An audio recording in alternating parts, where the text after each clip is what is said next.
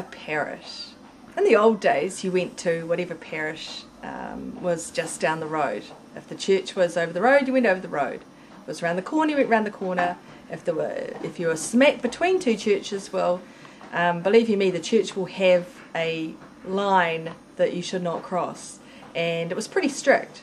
When we first moved here, we had a priest come to visit us, and I was home with a new baby, and this priest arrived at the far gate in the wild wind and called out to me in this Irish voice that he'd come for a visit. So I thought, well, that's it, we've got this new Irish priest in our parish, this must be him. He was like a semi-retired priest.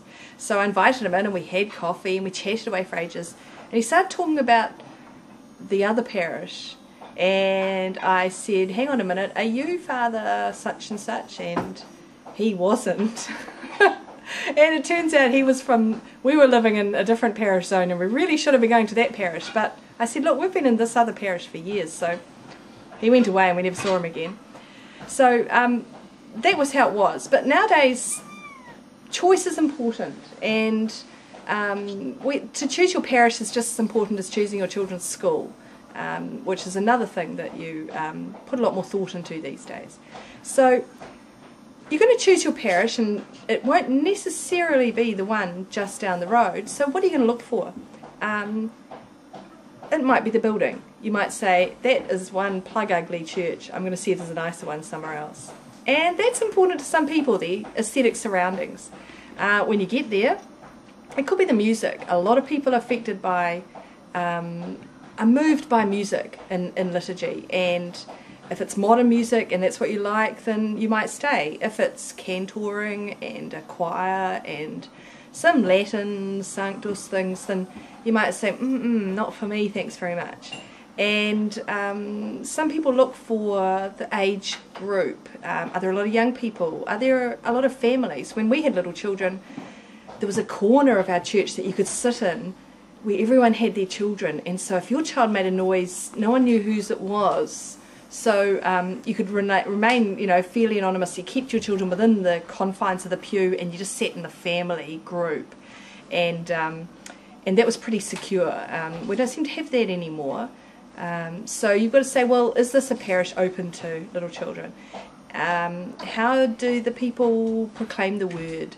How is communion distributed? And it varies, believe you me, it varies from parish to parish at the moment. There's a lot of change in the air, and there's a bit of resistance to that change, so some parishes are a little more lenient than others. And then of course there's the leader of the parish, the priest. They're becoming fewer these days. Why our sons aren't becoming priests, I don't know, but it's just not happening. I'd say they need to fix that fast, because otherwise we're going to be choosing parishes without priests, and that's pretty tricky.